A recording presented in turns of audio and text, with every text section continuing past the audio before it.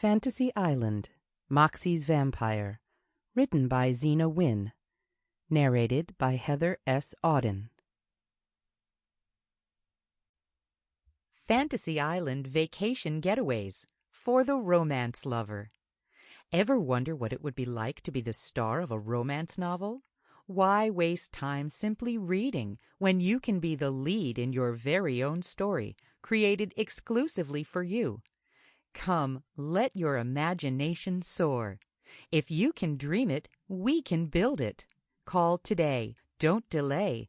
Our friendly staff is waiting for you. Prices vary. Terms and conditions apply.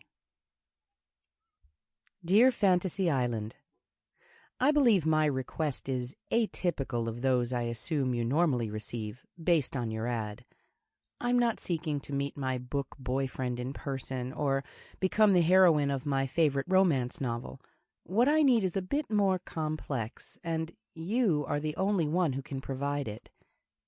I am a contemporary romance author. Recently, my publisher came to me desiring I write a vampire romance series. It seems paranormal romance, particularly those featuring vampires, are very lucrative. I agreed to give it a try, though it's really not my forte. I read every vampire romance I could get my hands on, from a large variety of authors. I Googled vampires and researched their history and myths and lore, art and film, and I watched hours and hours of vampire movies. What I learned is there is no consistency when it comes to the vampire. Some are undead, others are alive.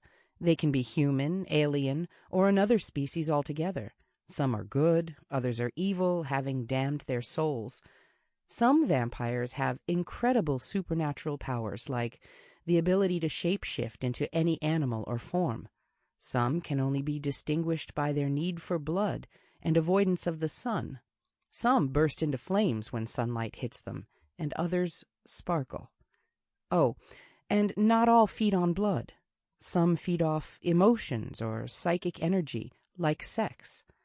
The variety seemed endless, and the only thing they all seemed to have in common was their very sharp, very pointy fangs. The problem is, I simply don't find vampires sexy or desirable as a love interest, though the authors and creators did a wonderful job with their craft. Because of their hard work, I believe I can fashion believable, realistic vampires for my series.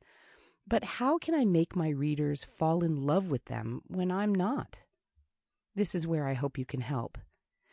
I'd like to meet a variety of vampires, interview them, speak with them face to face in their natural habitat, and maybe even go out on a date or two. I need to experience them for myself and see what it is about them that readers find so appealing. As stated earlier, since vampires do not exist in the real world, you are the only one who can help me with this. I'm sure you have a waiting list of people wanting legitimate fantasies. I hope you can accommodate my request. Anxiously awaiting your reply, I'm on a deadline. Felicia Jones, a.k.a. Moxie Calhoun, romance author. Chapter 1. Felicia Jones stepped off the seaplane onto the gently floating dock.